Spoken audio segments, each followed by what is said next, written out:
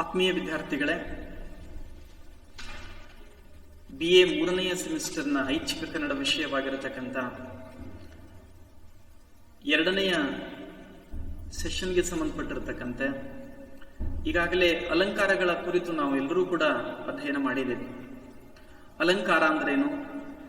ಅಲಂಕಾರಗಳಲ್ಲಿರ್ತಕ್ಕಂಥ 2 ವಿಧಗಳಾದ ಶಬ್ದಾಲಂಕಾರ, ಅರ್ಥಾಲಂಕಾರ ಹಾಗೂ ಅರ್ಥಾಲಂಕಾರದ 8 ವಿಧಗಳಲ್ಲಿ ಒಂದು ವಿಧವಾಗಿರತಕ್ಕಂಥ ಉಪಮಾಲಂಕಾರದ ಬಗ್ಗೆ ನಾವೆಲ್ಲರೂ ಕೂಡ ಹಿಂದಿನ ಅವಧಿಯೊಳಗ ತಿಳಿದುಕೊಂಡಿದ್ದೇವೆ.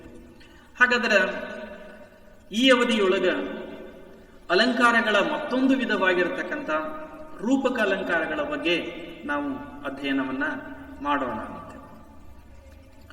ಸಾಮಾನ್ಯವಾಗಿ ಉಪಮೇಯ ಮತ್ತು ಉಪಮಾನಗಳಿಗೆ ಪರಸ್ಪರವಾಗಿರುವ ಸಾದೃಶ್ಯ ಸಂಪತ್ತನ್ನ ಕಲ್ಪಿಸಿ ಹೇಳೋದಕ್ಕ ಉಪಮಾಲಂಕಾರ ಅಂತ ನಾವು ಕರೀತೀವಿ. ಉಪಮಾಲಂಕಾರದ ವಿಧಗಳಲ್ಲಿ ನಾವೇನು ಹಿಂದಿನ ಕ್ಲಾಸ್ನೊಳಗೆ ಅಧ್ಯಯನ ಮಾಡಿದೀವಲ್ಲ ಉಪಮಾಲಂಕಾರ ಅಂತ ಹೇಳಿ, ಅದರೊಳಗಿರ್ತಕ್ಕಂಥ ವಿಧಗಳನ್ನ ಇವತ್ತು ನಾವು ಈ ಕ್ಲಾಸ್ನೊಳಗೆ ಅಧ್ಯಯನ ಮಾಡೋಣ. ಉಪಮಾನ ಉಪಮೇಯಗಳಿಗೆ ಪರಸ್ಪರವಾಗಿರತಕ್ಕಂಥ ಸಾದೃಶ್ಯ ಸಂಪತ್ತನ್ನ ಹೇಳೋದಕ್ಕೆ ಉಪಮಾಲಂಕಾರ ಅಂತ ಕರೀತೀವಿ. ಉಪಮಾಲಂಕಾರದಲ್ಲಿ ಮುಖ್ಯವಾಗಿ 2 ಪ್ರಕಾರಗಳನ್ನು ನಾವು ಗುರುತಿಸ್ಕೊಳ್ತೇವೆ ಅಂತ. ಒಂದು ಪೂರ್ಣೋಪಮೆ, ಇನ್ನೊಂದು ಲುಪ್ತೋಪಮೆ ಅಂತ.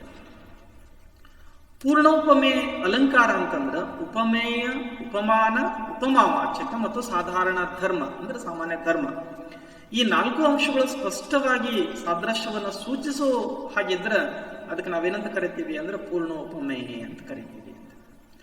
ಹಾಗಾದ್ರೆ ಲುಪ್ತೋಪಮೆ ಅಲಂಕಾರ ಅಂತಂದ್ರೆ ಉಪಮೇಯ, ಉಪಮಾನ, ಉಪಮಾವಾಚಕ ಮತ್ತು ಸಾಧಾರಣ ಧರ್ಮ ಅಥವಾ ಸಾಮಾನ್ಯ ಧರ್ಮ, ಈ 4 ಅಂಶಗಳಲ್ಲಿ ಒಂದು ಅಥವಾ ಒಂದಕ್ಕಿಂತ ಹೆಚ್ಚು ಅಂಶಗಳು ಲುಪ್ತವಾಗಿದ್ವು ಅಂತಂದ್ರೆ, ಅಂದ್ರೆ ಅವು ವ್ಯಕ್ತವಾಗದೇ ಇದ್ವು ಅಂತಂದ್ರೆ ಅದಕ್ಕೆ ನಾವೇನಂತ ಕರಿತೀವಿ ಅಂದ್ರೆ ಲುಪ್ತೋಪಮೆ ಅಲಂಕಾರ ಅಂತ ಕರೀತೀವಿ. ಲುಪ್ತ ಅಂದ್ರೆ ಬಿಟ್ಟು ಹೋಗೋದು ಅಂತ, ಕಳೆದು ಹೋಗೋದು, ಗೋಚರ ಆಗದೇ ಇರತಕ್ಕಂಥದ್ದು ಅಂತ.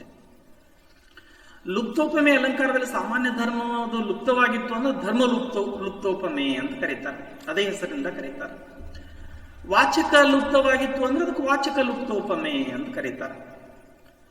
ಸಾಮಾನ್ಯ ಧರ್ಮ ಮತ್ತು ಉಪಮೇಯ ಲುಪ್ತವಾಗಿತ್ತು ಅಂದ್ರೆ ಅದನ್ನು ಧರ್ಮೋಪಮೇಯ, ಲುಪ್ತೋಪಮೇಯ ಎಂದು ಕರೀತಾರೆ. ಆಮೇಲೆ ವಾಚಕ ಪದ ಮತ್ತು ಸಾಮಾನ್ಯ ಧರ್ಮ ಲುಪ್ತವಾಗಿತ್ತು ಅಂದ್ರೆ ಅದು ಇಲ್ಲೇ ಇತ್ತು ಅಂತಂದ್ರೆ ಅದಕ್ಕೆ ವಾಚಕ ಧರ್ಮ ಲುಪ್ತೋಪಮೆ ಅಂತ ಕರೀತಾರೆ.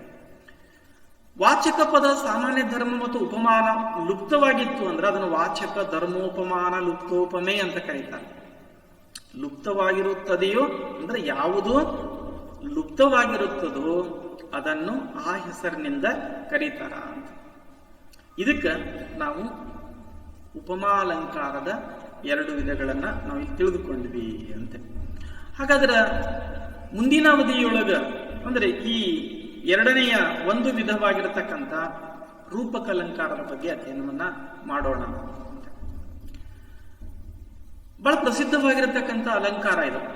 ನಾವು ಗದುಗಿನ ವೀರನಾರಾಯಣನ ಆರಾಧ್ಯ ದೈವವನ್ನಾಗಿಟ್ಟುಕೊಂಡು ಕಾವ್ಯವನ್ನ ಬರೆದಿರತಕ್ಕಂಥ ಕೋಳಿವಾಡದ ನಾರಾಯಣಪ್ಪ ಅಂದ್ರೆ ಕುಮಾರವ್ಯಾಸ ಗದುಗಿನ ಭಾರತವನ್ನ ಬರೆದ, ಕರ್ನಾಟ ಭಾರತ ಕಥಾಮಂಜರಿ ಅಂತಕ್ಕಂಥ ಕಾವ್ಯವನ್ನ ಬರೆದ. ಆ ಇಡೀ ಕಾವ್ಯದಲ್ಲಿ ಅದು ರೂಪಕ ಸಾಮ್ರಾಜ್ಯದ ಚಕ್ರವರ್ತಿ ಅಂತೇನೆ ಕರಿತೀವಿ ನಾವು ಕುಮಾರವ್ಯಾಸನನ್ನ. ಇಡೀ ಕಾವ್ಯದ ಉದ್ದಕ್ಕೂ ಕೂಡ ರೂಪಕಲಂಕಾರಗಳನ್ನ ಮೇಲಿಂದ ಮೇಲೆ ಬಳಸ್ತಾನ ಅಂತ. ಅತ್ಯಂತ ಪ್ರಿಯವಾಗಿರತಕ್ಕಂಥ ಅಲಂಕಾರ ಅದು ಕುಮಾರವ್ಯಾಸನಿಗೆ. ನಾವು ಲಕ್ಷ್ಮೀಶನಿಗೆ ಏನಂತ ಕರಿತೀವಿ? ಉಪಮಾಲೋಲ ಅಂತ ಕರಿತೀವಿ. ಮಾಲೋಪಮೆ ಅಂತ ಹೇಳ್ತೀವಿ. ಮಾಲೆಗಳ ಲೆಕ್ಕದಲ್ಲಿ ಉಪಮಾಲಂಕಾರಗಳನ್ನ ಬಳಸ್ಕೊಂಡ ಅಂತೆ. ಇವು ತುಂಬಾ 2 ಕೂಡ ಕವಿಗಳಿಗೆ ಪ್ರಿಯವಾಗಿರತಕ್ಕಂಥ ಅಲಂಕಾರಗಳಿವು. ಒಂದು ಉಪಮೆ, ಇನ್ನೊಂದು ರೂಪಕ ಅಂತ. ಹಾಗಾದ್ರೆ ರೂಪಕ ಅಲಂಕಾರ ಅಂದ್ರೆ ಏನು ಅಂತ ನೋಡ್ರಿ. ಉಪಮೆಗೂ ಮತ್ತು ರೂಪಕಕ್ಕೂ ಇರ್ತಕ್ಕಂಥ ಒಂದು ಸಾದೃಶ್ಯ ವೈದೃಶ್ಯವನ್ನು ನಾವು ಅರ್ಥ ಮಾಡ್ಕೊಳ್ಬೇಕು ಅಂತ. ಅಲ್ಲಿ ಉಪಮೇಯ ಉಪಮಾನಗಳಲ್ಲಿ ಒಂದು ಸಾದೃಶ್ಯ ಹೋಲಿಕೆ ಇರ್ತದೆ. ಉಪಮೆ ಅಂದ್ರೆ ಹೋಲಿಸಿಕೊಳ್ಳುವ ವಸ್ತು ಮತ್ತು ಹೋಲಿಕೆಯನ್ನ ಕೊಡ್ತಕ್ಕಂಥ ವಸ್ತು. ಈ 2 ವಸ್ತುಗಳಲ್ಲಿ ಒಂದು ಸಾದೃಶ್ಯ ಇರ್ತದೆ, ಹೋಲಿಕೆ ಇರ್ತದೆ. ಅದು ಅದರಂತಿದೆ ಅಥವಾ ಇದು ಅದರಂತಿದೆ. ಅದು ಇದರಂತಿದೆ ಅಂತ ಹೇಳ್ತಾ ಇರ್ತೀವಿ ನಾವು. ಚಂದ್ರ ಮುಖದಂತಿದೆ ಅಥವಾ ಮುಖ ಚಂದ್ರನಂತಿದೆ. ಆದರೆ ಇಲ್ಲಿ ಹಂಗಲ್ಲ, ರೂಪಕಲಂಕಾರದಲ್ಲಿ ಆ ರೀತಿ ನಾವು ಸಾದೃಶ್ಯ ಇರುವುದಿಲ್ಲ, ಅದು ಇದೆ ಅಂತ ಹೇಳ್ತೇವೆ. ಅದಕ್ಕೂ ಮತ್ತು ಇದಕ್ಕೂ ಎಲ್ಲಿಯೂ ಕೂಡ ವ್ಯತ್ಯಾಸವಿಲ್ಲ, ಅಭೇದ ಅಂತ ಹೇಳ್ತೇವೆ. ಅದು ಇದೇ ಆಗ್ಯದ, ಇದು ಅದೇ ಆಗ್ಯದ ಅಂತೆ. ಉಪಮೇಯ ಮತ್ತು ಉಪಮಾನವು ಒಂದರಂತೆ ಮತ್ತೊಂದು ಇದೆ ಅಂತ ಹೋಲಿಕೆ ಕಾಣುವಂತೆ ವರ್ಣಿಸದೆ ಒಂದು ಮತ್ತೊಂದೇ ಅಂತೇಳಿ ವರ್ಣಿಸಿದ್ರೆ ಅದಕ್ಕೆ ನಾವು ರೂಪಕಲಂಕಾರ ಅಂತ ಹೇಳ್ತೇವೆ. ಅದು ಬೇರೆ ಅಲ್ಲ, ಇದು ಬೇರೆ ಅಲ್ಲಪ್ಪ, ಎರಡು ಒಂದೇ. ಅಂದ್ರ ಉಪಮೇಯ ಮತ್ತು ಉಪಮಾನಗಳಿಗೆ ಅಭೇದ ಕಲ್ಪನೆ ಮಾಡಿ ವರ್ಣಿಸಿದ್ರೆ ನಾವು ಅದಕ್ಕೆ ರೂಪಕಲಂಕಾರ ಅಂತ ಕರಿತೇವೆ. ಅಭೇದ ಅಂದ್ರೆ ಭೇದ ಇಲ್ಲ, ವ್ಯತ್ಯಾಸ ಇಲ್ಲ. ಚಂದ್ರ ಬೇರೆ ಅಲ್ಲ, ಮುಖ ಬೇರೆ ಅಲ್ಲ. ಕಮಲ ಬೇರೆ ಅಲ್ಲ, ಮುಖ ಬೇರೆ ಅಲ್ಲ. ಕಮಲವದನ ಅಂದ್ರೆ ಕಮಲ ಬೇರೆ ಅಲ್ಲ, ಈ ಮುಖ ಬೇರೆ ಅಲ್ಲ ಅಂತ. ಚಂದ್ರಮುಖಿ, ಚಂದ್ರ ಬೇರೆ ಅಲ್ಲ, ಈ ಮುಖ ಬೇರೆ ಅಲ್ಲ. ಅದನ್ನೇ ನಾವು ರೂಪಕ ಅಂತ ಕರಿತೀವಿ. ಒಂದು ಮತ್ತೊಂದರಂತೆ ಇದೆ ಎಂದು ವರ್ಣಿಸಲಾರದೆ ಅದು ಇದೆ ಅಂತಕ್ಕಂಥ ರೀತಿಯಲ್ಲಿ ನಾವು ವರ್ಣಿಸಿದ್ವಿ ಅಂತಂದ್ರೆ ಅಭೇದವನ್ನು ಉಂಟು ಮಾಡಿ ಅದಕ್ಕೆ ನಾವೇನಂತ ಕರಿತೀವಿ ಅಂತಂದ್ರೆ ರೂಪಕಲಂಕಾರ ಅಂತ ಕರಿತೀವಿ ಅಂತ. ಹಾಗಾದ್ರೆ ಈ ರೂಪಕ ಅಲಂಕಾರದಲ್ಲಿ ನಾವು ಅನೇಕ ವಿಧಗಳನ್ನು ಮಾಡಿಕೊಳ್ತೇವೆ. ವಿಷಯ ಭೇದ ತಾದೃಪ್ಯ ರಂಜನಂ ವಿಷಯ ಸಶಯ ರೂಪಕಂ ತತ್ರಿದಾದಿತ್ಯ ನ್ಯೂನತಾನುಭಯೋಕ್ತಿ ಅಂತ ಹೇಳ್ತಾರೆ. ಅಂದ್ರ ಅಭೇದ ರೂಪಕಲಂಕಾರ, ತಾದೃಪ್ಯ ರೂಪಕಲಂಕಾರ ಅಂತ. ಅಭೇದ ಅಂದ್ರೆ ಭೇದ ಇಲ್ಲದೆ ಇರತಕ್ಕಂಥದ್ದು ಅಂತ. ತಾದೃಪ್ಯ ಅಂದ್ರೆ ಅದರಂತೆ ಇದು ಇರುವುದು ಅಂತ. ಉದಾಹರಣೆಗೆ ಅಭೇದ ರೂಪಕಲಂಕಾರ ಅಂದ್ರೇನು? ಉಪಮೇಯ ಉಪಮಾನಗಳ ಮಧ್ಯದಲ್ಲಿ ಅಭೇದ ಇತ್ತು ಅಂದ್ರೆ ಅದನ್ನ ಅಭೇದ ರೂಪಕಲಂಕಾರ ಅಂತ ಕರಿತೀವಿ. ಉದಾಹರಣೆಗೆ ಚಂದ್ರಮುಖಿ ಅಂದ್ರೆ ಚಂದ್ರನಂತೆ ಮುಖವುಳ್ಳವಳಂತಲ್ಲ, ಚಂದ್ರ ಮತ್ತು ಈ ಮುಖ ಬೇರೆ ಬೇರೆ ಅಲ್ಲ. ಅಥವಾ ಮುಖಚಂದ್ರ, ಕಮಲವದನ. ಮುಖಚಂದ್ರ ಅಂದ್ರೆ ಮುಖ ಬೇರೆ ಅಲ್ಲ, ಚಂದ್ರ ಬೇರೆ ಅಲ್ಲ. ಅದಕ್ಕೆ ನಾವೇನಂತ ಕರಿತೀವಿ? ಭೇದ ಇಲ್ವೇ ಇಲ್ಲ ಅಂತ. ಉದಾಹರಣೆಗೆ ಪುರದ ಪುಣ್ಯಂ ಪುರುಷ ರೂಪಿಂದೆ ಹೋಗುತ್ತಿದೆ, ಪರಿಜನದ ಭಾಗ್ಯ ಒಡವಿಗೆ ನಡೆಯುತ್ತಿದೆ. ಹರಿಶ್ಚಂದ್ರ ಕಾವ್ಯದೊಳಗೆ ಹೇಳ್ತಾನಲ್ಲ, ರಾಗಸಾಂಗ ಬಹಳ ಸುಂದರವಾಗಿರತಕ್ಕಂಥ ಪ್ರಸಂಗ ಇದು. ಪುರದ ಪುಣ್ಯ ಪುರುಷ ರೂಪಿಂದೆ ಹೋಗುದು. ಇಲ್ಲಿ ಪುಣ್ಯ ಬೇರೆ ಅಲ್ಲ, ಪುರುಷ ಬೇರೆ ಅಲ್ಲ. ಅಂದ್ರೆ ಹರಿಶ್ಚಂದ್ರ ಬೇರೆ ಅಲ್ಲ, ಪುಣ್ಯ ಬೇರೆ ಅಲ್ಲ. ಆ ಇಡೀ ಊರಿನ ಪುಣ್ಯದ ಪ್ರತೀಕರಂತಿರತಕ್ಕಂಥ ಹರಿಶ್ಚಂದ್ರ ಕಾಡಿಗೆ ಹೋಗ್ತಾ ಇದ್ದಾನ. ಯಾವ ರೂಪದೊಳಗ? ಪುರುಷ ರೂಪದೊಳಗ ಅಂತ. ಪುಣ್ಯವೇ ಪುರುಷ ರೂಪದೊಳಗೆ ಹೋಗ್ತಾ ಇದೆ. ಇಲ್ಲಿ ಅಭೇದ, ಪುರುಷ ಬೇರೆ ಅಲ್ಲ, ಪುಣ್ಯ ಬೇರೆ ಅಲ್ಲ ಅಂತ. ಇದಕ್ಕೆ ನಾವೇನಂತ ಕರಿತೀವಿ ಅಂತಂದ್ರ ಅಭೇದ ರೂಪಕಲಂಕಾರ ಅಂತ.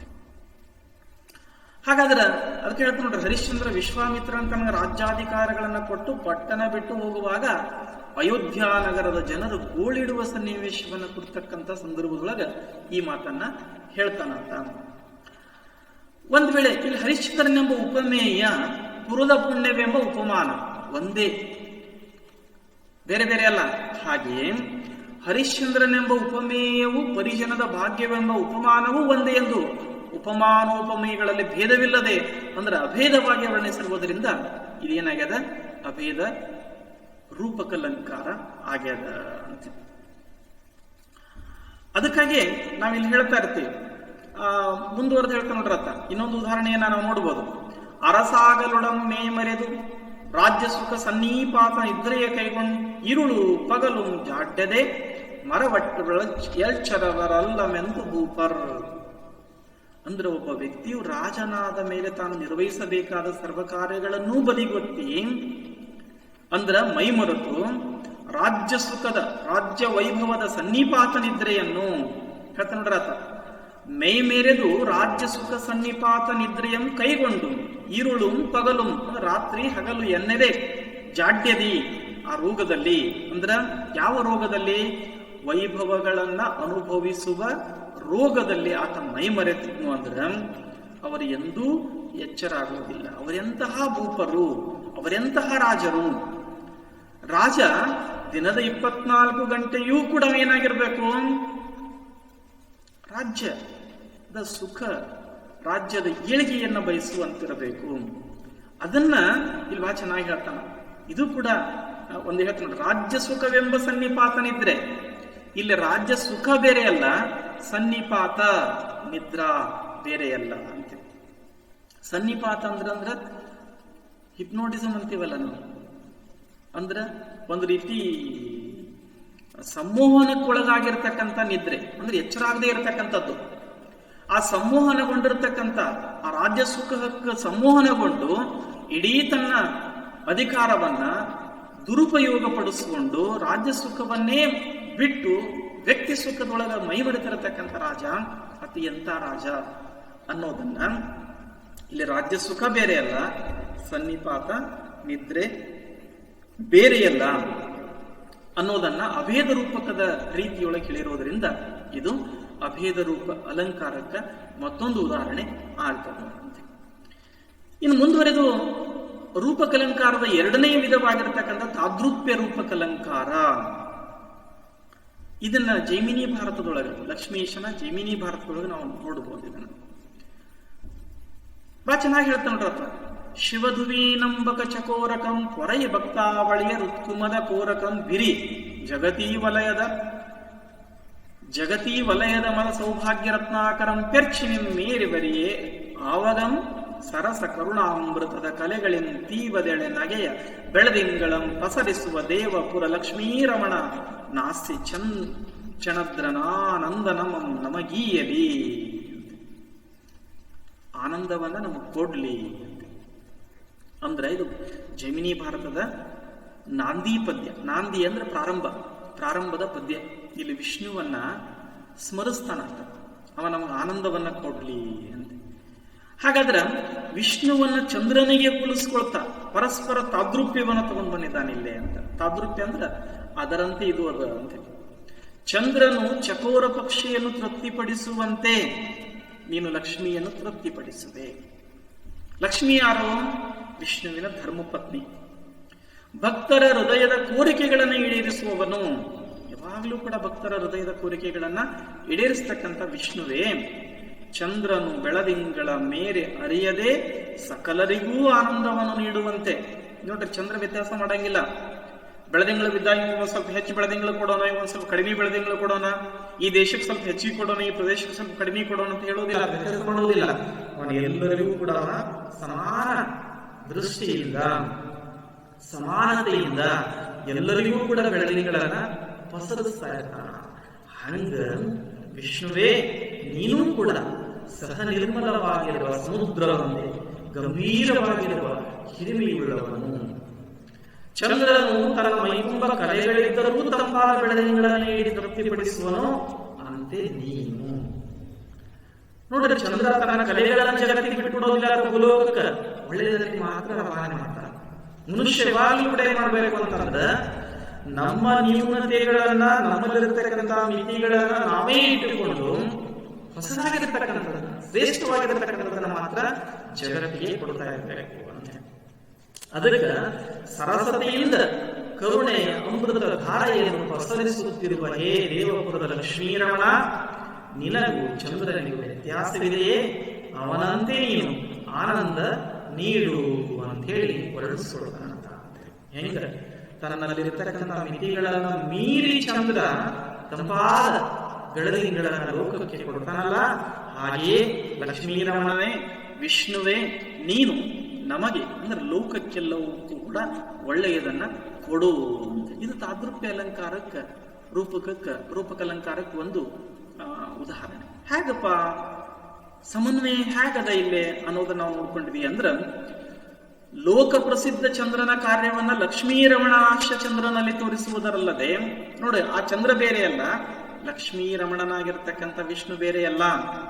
ಸಾರ್ವಕಾಲಿಕ ಕಲಾ ವೈಶಿಷ್ಟ್ಯವನ್ನ, ಸಾರ್ವಕಾಲಿಕ ಚಂದ್ರಿಕಾ ವೈಶಿಷ್ಟ್ಯವನ್ನ ಹೇಳಿರುವುದರಿಂದ ಸಾಮಾನ್ಯ ಚಂದ್ರನಿಗಿಂತಲೂ ಉತ್ಕರ್ಷವು ಇಲ್ಲೇ ಕಂಡು ಬರ್ತದೆ. ಅದಕ್ಕೆ ಆಶ್ಚಚಂದ್ರಂ ಎಂಬಲ್ಲಿ ಅಧಿಕ ತಾದೃಪ್ಯ ರೂಪಕ ಅಲಂಕಾರ ಅದ ಅಂತೆ. ಅದಕ್ಕಾಗಿ ವಿದ್ಯಾರ್ಥಿಗಳೇ, ಉಪಮೇಯ ಮತ್ತು ಉಪಮಾನಗಳಿಗೆ ಅಭೇದ ಕಲ್ಪನೆ ಮಾಡಿ ವರ್ಣಿಸಿದ್ರೆ ಅದು ರೂಪಕ ಅಲಂಕಾರ.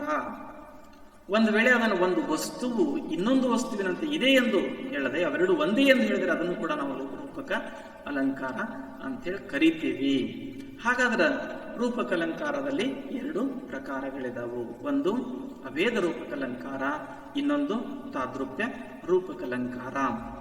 ಈ ರೂಪಕಲಂಕಾರಕ್ಕೆ ಅಂದ್ರೆ ಉಪಮೇಯ ಅಲಂಕಾರದೊಳಗಿರ್ತಕ್ಕಂಥ ವಿಧಗಳು ಮತ್ತು ರೂಪಕಲಂಕಾರದಲ್ಲಿರ್ತಕ್ಕಂಥ ವಿಧಗಳನ್ನು ಕುರಿತು 4 ಮಲ್ಟಿಪಲ್ ಚಾಯ್ಸ್ ಕ್ವಶನ್ಸ್, ಬಹು ಆಯ್ಕೆಯ ಪ್ರಶ್ನೆಗಳನ್ನ ನಿಮ್ಮ ಅಧ್ಯಯನಕ್ಕಾಗಿ ಇಲ್ಲಿ ಕೊಡಲಾಗಿದೆ.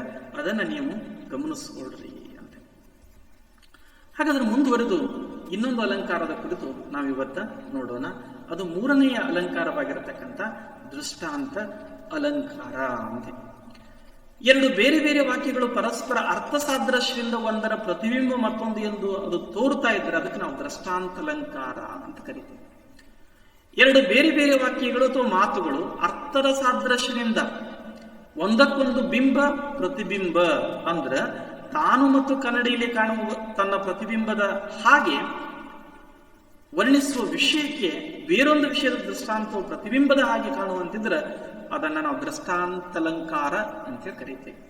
ಊರು ಉಪಕಾರ ಅರಿಯದು, ಹೆಣ ಶೃಂಗಾರ ಅರಿಯದು, ಅಟ್ಟ ಮೇಲೆ ಒಲೆ ಉರಿಯಿತು, ಕೆಟ್ಟ ಮೇಲೆ ಬುದ್ಧಿ ಬಂತು, ಮಾತು ಬಲ್ಲವನಿಗೆ ಜಗಳವಿಲ್ಲ, ಊಟ ಬಲ್ಲವನಿಗೆ ರೋಗವಿಲ್ಲ. ಇವೆಲ್ಲ ಏನು ಅಂತಂದ್ರ ದಿನನಿತ್ಯದ ಬದುಕಿನೊಳಗೆ ನಾವು ನಾನುಡಿಗಳನ್ನು ಬಳಸ್ತೇವೆ. ನುಡಿಗಳು, ನಾಡಿನ ನುಡಿಗಳು ಅಂತೀವಲ್ಲ ನಾವು. ಒಂದು ಪ್ರದೇಶದ ವಿಶೇಷತೆಗಳನ್ನ ಬಿಂಬಿಸ್ತಕ್ಕಂಥ ನುಡಿಗಳಿವು. ಈ ನುಡಿಗಳನ್ನ ನೋಡಿದಾಗ ಪ್ರತಿ ವಾಕ್ಯದಲ್ಲಿನ ಮಾತುಗಳು ಒಂದಕ್ಕೊಂದು ಬಿಂಬ ಪ್ರತಿಬಿಂಬ. ಮೊದಲನೆಯ ವಾಕ್ಯ ಏನೈತಲ್ಲ ಅದು ಬಿಂಬ, 2ನೆಯ ವಾಕ್ಯ ಏನೈತಲ್ಲ ಅದು ಪ್ರತಿಬಿಂಬದ ಭಾವದಂತೆ ನಮಗೆ ಕಾಣಿಸ್ತದ ಅಂತ. ಉದಾಹರಣೆಗೆ ಮೊದಲನೆಯ ವಾಕ್ಯ, 1ನೇ ಉದಾಹರಣೆ ಐತಲ್ಲ, ಊರು ಉಪಕಾರ ಅರಿಯದು, ಇದು ಮೊದಲನೇ ವಾಕ್ಯ. ಹೆಣ ಶೃಂಗಾರ ಅರಿಯದು. 2ಕ್ಕೂ ಕೂಡ ಗೊತ್ತಾಗೋದಿಲ್ಲಪ್ಪ. ನೀವು ಊರಿಗೆ ಉಪಕಾರ ಮಾಡ್ರಿ, ಅದಕ್ಕೆ ಏನು ಗೊತ್ತಾಗೋದಿಲ್ಲ. ಹೆಣಕ್ಕೆ ಶೃಂಗಾರ ಮಾಡ್ರಿ ನೀವು, ಅದಕ್ಕೂ ಏನು ಕೂಡ ಗೊತ್ತಾಗಂಗಿಲ್ಲ.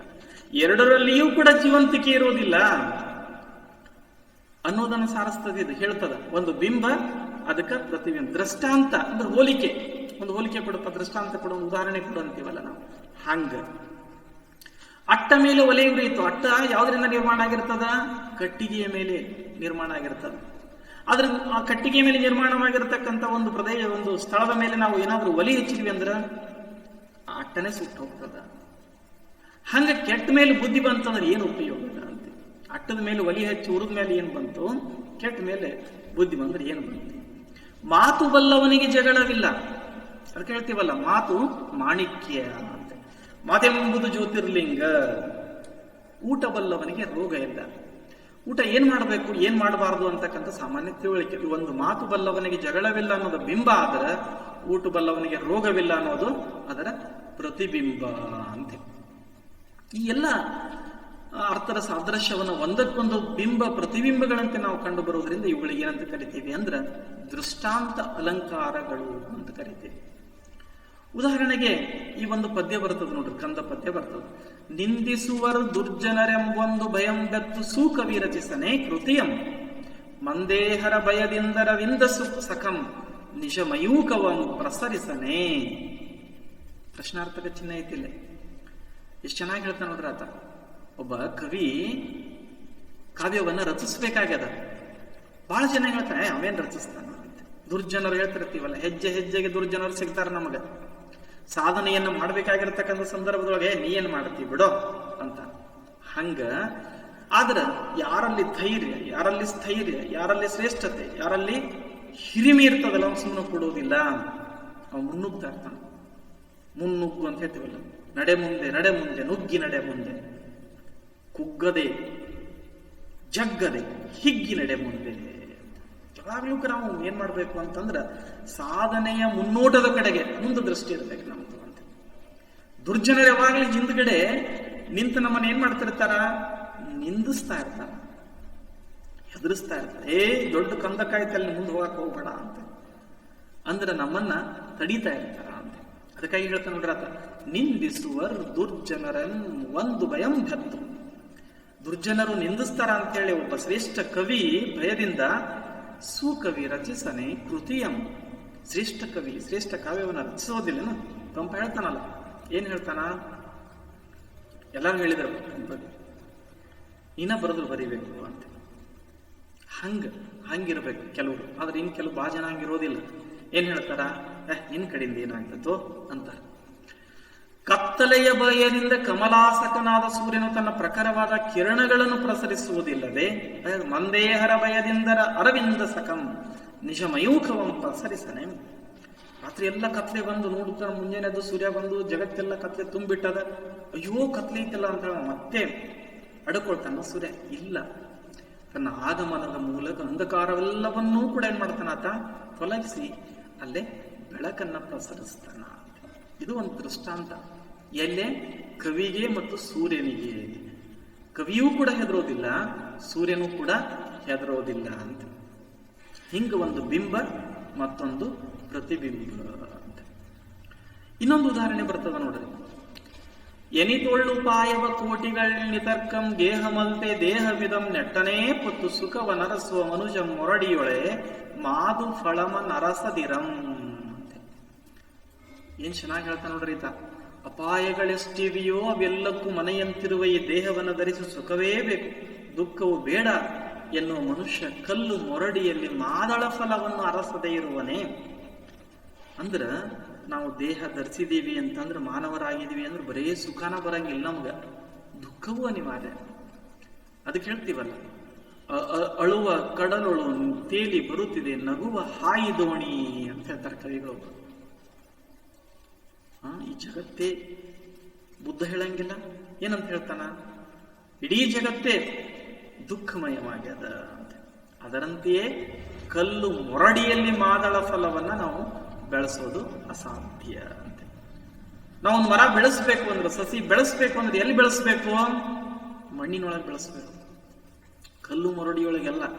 ಅದಕ್ಕಾಗಿ ಹೇಳ್ತಾ ನೋಡ್ರಕ್ಕ, ಬದುಕಿನೊಳಗ ಸುಖವನ್ನ ಮಾತ್ರ ಬಯಸುವ ಮಾನವ ಹಾಗೂ ಕಲ್ಲು ಮೊರಡಿಯಲ್ಲಿ ಮಾದಳ ಫಲವನ್ನ ಹುಡುಕುವ ಮಾನವ, ಇವರು ಬೇರೆ ಬೇರೆ ಅಲ್ಲ. ಒಂದು ಬಿಂಬ, ಒಂದು ಪ್ರತಿಬಿಂಬ. ಬದುಕಿನೊಳಗೆ ಬರೇ ಸುಖ ಪಡವನ ಯಾರು? ಭ್ರಾಂತಿ ವ್ಯಕ್ತಿ, ಯಾವಾಗ್ಲೂ ಭ್ರಮೆಯೊಳಗೆ ಬದುಕ್ತಕ್ಕಂಥವನು. ಕಲ್ಲು ಬೆಟ್ಟದೊಳಗ ಎಲ್ಲೂ ಮಣ್ಣ ಇಲ್ಲಪ್ಪ, ಅದ್ರೊಳಗ ನಾವು ಮಾದಳ ಫಲ ಬೆಳೆಸ್ತೀನಿ ಅನ್ನೋನು ಕೂಡ ಭ್ರಮೆಯಿಂದ ಬದುಕ್ತಕ್ಕಂಥವನು. ಒಂದಕ್ಕೆ ಇನ್ನೊಂದು ಬಿಂಬದ ಹಾಗೆ ಇರತಕ್ಕಂಥದ್ದು ಅಂತ. ಇದನ್ನ ನಾವೇನಂತ ಕರಿತೀವಿ ಅಂದ್ರೆ ದೃಷ್ಟಾಂತ ಅಲಂಕಾರ. ಒಂದಕ್ಕೊಂದು ದೃಷ್ಟಾಂತ ಬರುತ್ತೆ, ಅದಕ್ಕಾಗಿ ನಾವು ದೃಷ್ಟಾಂತ ಅಲಂಕಾರವನ್ನ ತಿಳ್ಕೊಂಡ್ವಿ. ಈ ದೃಷ್ಟಾಂತ ಅಲಂಕಾರಕ್ಕೆ ಸಂಬಂಧಪಟ್ಟಿರ್ತಕ್ಕಂಥ 4 ಬಹು ಆಯ್ಕೆಯ ಪ್ರಶ್ನೆಗಳನ್ನ ಇಲ್ಲೇ ನೀಡಲಾಗ್ಯದ. ಇವುಗಳನ್ನ ಅರ್ಥ ಮಾಡಿಕೊಡ್ರಿ ತಾವೆಲ್ಲರೂ ಕೂಡ. ಅದಕ್ಕಾಗಿ ವಿದ್ಯಾರ್ಥಿಗಳೇ, ಮನುಷ್ಯ ಅಲಂಕಾರಗಳನ್ನು ತಿಳ್ಕೊಳ್ಬೇಕು. ಅಲಂಕಾರಗಳು ಯಾಕೆ ಬೇಕಪ್ಪ? ಅದ ಹೇಳಿದ್ವಲ್ಲ, ಮಾತು ಬಲ್ಲವನಿಗೆ ಜಗಳವಿಲ್ಲ, ಊಟ ಬಲ್ಲವನಿಗೆ ರೋಗವಿಲ್ಲ ಅಂತ. ನಮ್ಮ ಮಾತು ಸುಂದರವಾಗಬೇಕು ಅಂದ್ರೆ, ಶಶಿ ಉದಿಸಿ ಬಂದಂತೆ ಆಗ್ಬೇಕು ಅಂದ್ರೆ ನಮ್ಗೆ ಅಲಂಕಾರಗಳು ಬೇಕು. ಹೀಗೆ ಒಟ್ಟು ಈ 2 ಅವಧಿಯೊಳಗ ನಾವೇನ್ ತಿಳ್ಕೊಂಡಿವಿ ಅಂದ್ರೆ, ಅಲಂಕಾರ ಅಂದ್ರೇನು, ಅಲಂಕಾರದ ವಿಧಗಳು, ಆಮೇಲೆ ಅರ್ಥಾಲಂಕಾರದಲ್ಲಿರ್ತಕ್ಕಂಥ 1ನೇ ಅಲಂಕಾರ ಉಪಮಾಲಂಕಾರ, 2ನೇದು ರೂಪಕ, 3ನೇದು ದೃಷ್ಟಾಂತ ಅಲಂಕಾರವನ್ನ ನೋಡ್ಕೊಂಡಿವಿ. ಮತ್ತೆ ಮುಂದಿನ ಅವಧಿಯೊಳಗೆ ಉಳಿದ ಅಲಂಕಾರಗಳ ಬಗ್ಗೆ ಅಧ್ಯಯನ ಮಾಡೋಣ. ತಮಗೆಲ್ಲರಿಗೂ ಕೂಡ ನಮಸ್ಕಾರ.